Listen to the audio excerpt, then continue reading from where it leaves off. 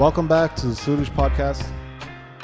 In the previous episode, we heard how Guru Arjan had his last conversation with his wife, Mata Ganga, and how Guru Arjan traveled to Lahore with 5 Sikhs, Bidhi Chand, Jetha, Langaha, Parana, Pada, and how Guru Arjan, when he got to Lahore, he went to a Sikh's house named Sadhu. Now that's where chapter 32 picks up. Sadhu and his wife are described as being very devout.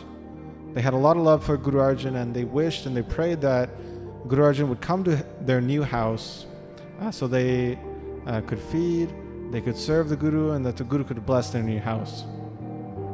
So for this reason, Guru Arjan then went to their house. Sadhu, seeing Guru Arjan approach, he bowed down, he praised the Guru for being all-knowing, the one who satisfies the desires of their devotees. Sadhu then said to Guru Arjan that you didn't go to any other person's house, you didn't go to any rich person's house, you didn't go to any other gurdwaras here in Lahore. You understood my desire and you came here. This is why everybody calls you the friend of the poor. Only from you have we understood this game of love. So Sadhu recited this praise with his hands clasped together, and then he really lovingly helped Guru Arjan get off his palanquin, the palki. He had laid out a very fine cloth on a bed and requested that Guru Arjan go and rest there. He wasn't very wealthy, but he did whatever he could and laid out some other sheets for the other Sikhs with Guru Arjan. So he sat these 5 Sikhs down and asked if they needed anything, and then he washed their feet out of respect. And after this, he washed the feet of Guru Arjan. And then Sadhu and his entire family drank this water. And this is the Charan Amrit ceremony that was practiced until Guru Gobind Singh changed this to the tradition of Khandi Dipal. So there was a little bit of water left over. And he then went around the house and he sprinkled this water, this Amrit, around his house, blessing his new house. And then after this, he went to go prepare the food for Guru Arjan and the other Sikhs. So he cleaned out his kitchen properly. He was really diligent on being really clean here. So he first went to go bathe. He then mopped the floor of the kitchen. And then he brought some really clean water to be used in the cooking. He cleaned all the dishes by properly scrubbing them intensely. He got really nice wheat and flour for the prashad. He had a lot of fine rice as well. He began cooking some dal by putting some really nice spices in it. He started to make kheer as well. And everything he made sure to put good amounts of clarified butter in it as well. He prepared the seating area where Guru Arjan would sit and the other Sikhs would then sit and eat. So he started lighting up some candles and some lamps. And when all the food was ready at that point, he stood in front of Guru Arjan, and with his hands clasped together, he requested the Guru to come eat. So the Guru Arjan, hearing this, was really pleased, and he understood how humble and loving the request was. So he got up with the Sikhs, and Sadhu had poured out the food in separate plates for everyone and started serving everybody there. And there was all sorts of food, so every single type of food possible, of every single texture. There was sweet, there was salty, there was savory, there was spicy. He had made so many types of dishes for everyone. And as Guru Arjan and the Sikhs ate, he just remained there standing, awaiting any requests. And when everyone was then finished, Guru Arjan, then to show gratitude to Sadhu, praised the food, saying he had made very delicious food. Sadhu replied saying, "Oh Guru Arjan, how can I do anything? I'm just a poor man. You are the nourisher of the poor." So then the Sikhs and Guru Arjan then went back to where they were sitting after they ate, and only at that time did Sadhu and his wife then go and eat their dinner. And even after eating, then they went back to where Guru Arjan and the Sikhs were sitting, and he began to wave a fan over them. So it was summertime, so it was quite hot. So Sadhu continued to serve the Guru in this way. Then he began massaging the feet of Guru Arjan, and then eventually Guru Arjan and the Sikhs then went to sleep. The next day in the morning, Guru Arjan and the Sikhs got up before sunrise.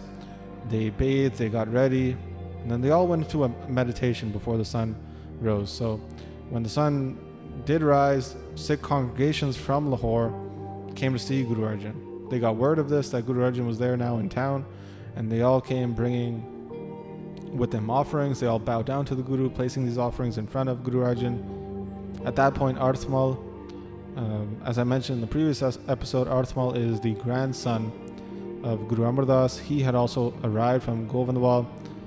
Guru Arjan met him with great love, and he actually gave him a hug. He had Arthmal sit very close to him, and then he told Arthmal the entire story about why he was in Lahore, what the emperor had requested from them. Guru Arjan told Arthmal that the end of his life was approaching, and who was responsible for that, and that Guru Hargobind would then, in the future, enact revenge for all of this. So they had this discussion where Guru Arjan told Arthmal that it was Chandu who was responsible for all of these actions, and how Chandu was telling the emperor that Guru Arjan was keeping thieves that were robbing the emperor's treasury, and that Guru Arjan had supported the emperor's son. There was a dispute at that time. There was a conflict over Jahangir and his son over the throne, and Chandu is spinning this story to say that Guru Arjan was supporting the son, the prince, and not Emperor Jahangir. And Guru Arjan was just telling Arthmal that, understanding that prince to be distraught and to be in need, Guru Arjan just fed him langar, clarifying the fact that he wasn't supporting him. And this is also mentioned in contemporary sources that the prince, Jahangir's son, came to visit Guru Arjan. It wasn't that Guru Arjan had called the prince for a ceremony. So Guru Arjan here is saying that the prince came to him and he gave him langar. He also explained to Arthmal that there was a curse that Kanna said as well, which we had covered in a previous episode. I gave the context to that. Guru Arjan then also includes in his explanation to Arthmal that when the blessing that his mother received, so Bibi Pani received a blessing from Guru Amardas, that Bibi Pani requested that the Guru's lineage always remain in the Sodhi clan, in her lineage.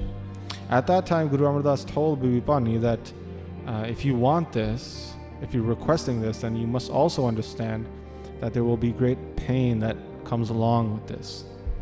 And here Guru Arjan is explaining to Arthmal that he would also prove this saying to be true, and that all of these causes were now getting together, they were coming to a head, and that he would soon be leaving his body because of all of these reasons, many reasons. So when Arthmal heard all of this, he was in shock.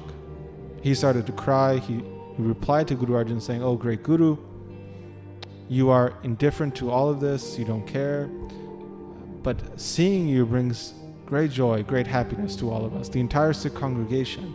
What will they do when you're gone? You've liberated countless Sikhs, helping them in all their affairs.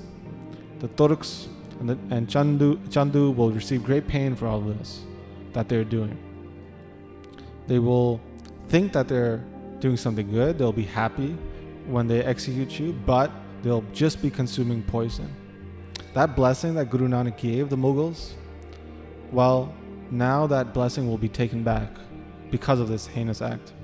But please, Guru Arjan, I am at your service. Sacrifice me instead. The world needs you. Without you, in the world, what good am I here anyways? It only makes sense for me to sacrifice myself so that you live." Guru Arjan then replied to Arthmal saying, "Oh, Arthmal, don't worry. You only have 40 days left in your life as well. You'll pass away in peace and you'll meet me in the afterlife. We won't be separated for very long." So Guru Arjan comforted Arthmal in this way. Meanwhile, at Sadhu's house, there was a constant langar, a communal kitchen here set up at this time. Sikh congregation at this point in Lahore. All of the houses found out that Guru Arjan was staying at Sadhu's house, and a steady stream of Sikhs were now coming and bringing offerings for the Guru, bowing down to Guru Arjan and listening to the teachings. And the Guru instructed them all, men, women, children, that everyone should forever meditate upon the divine. So this is where chapter 32 concludes. In the next chapter, we'll hear how Chandu sees Guru Arjan in Lahore and has him then called to the court of the emperor, where then Guru Arjan and the Emperor Jahangir are going to have a discussion. So that's where we'll pick up next time. But as always, I'd like to thank those who have been supporting the podcast through the Manglacharan Patreon page.